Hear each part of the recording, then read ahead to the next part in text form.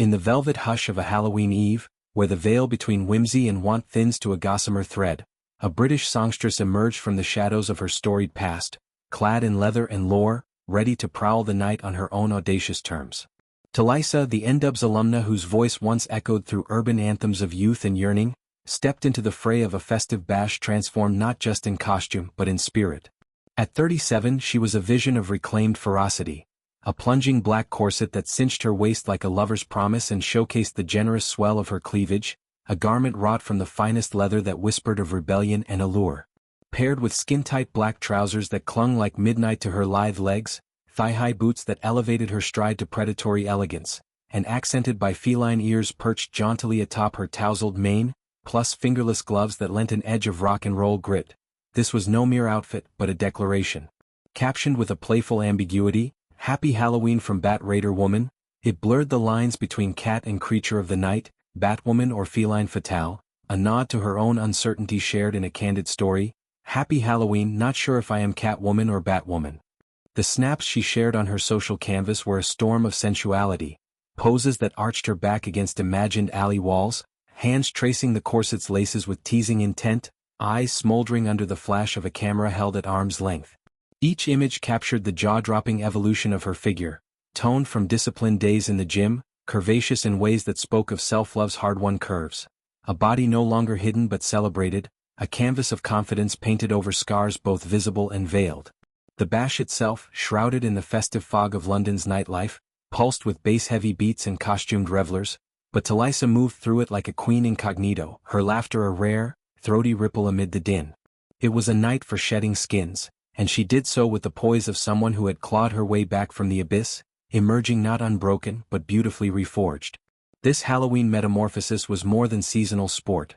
It was the latest verse in a ballad of budding bliss, whispered rumors coalescing into something tangible and tender.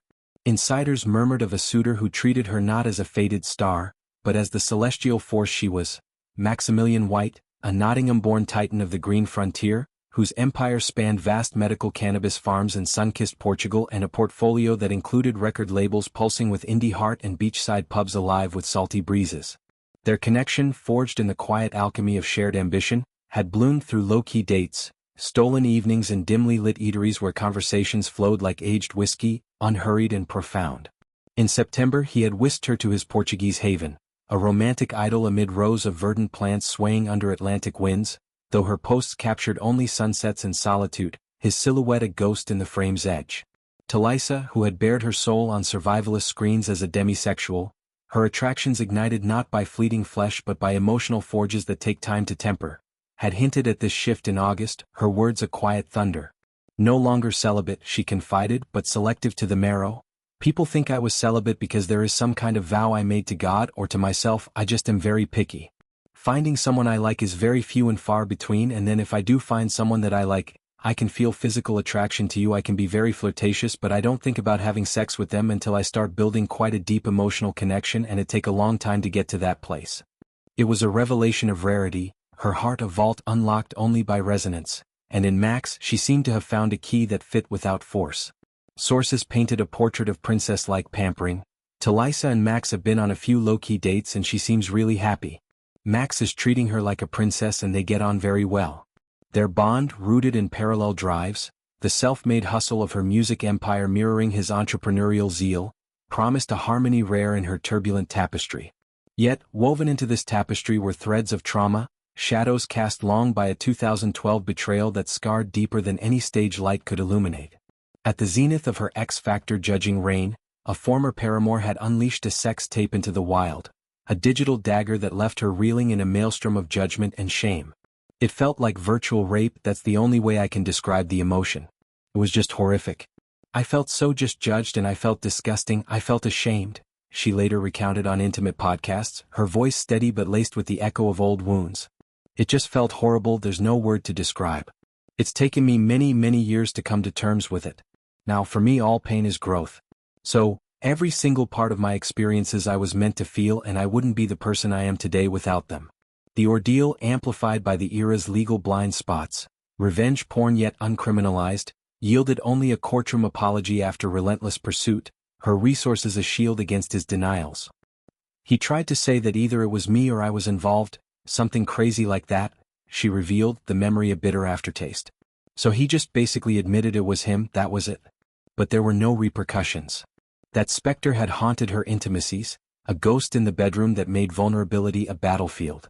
Speaking to confidants like Olivia Atwood, she dissected the fallout. It's affected my relationships to this day and intimacy and all those kinds of things. It's life-changing in a big, big way.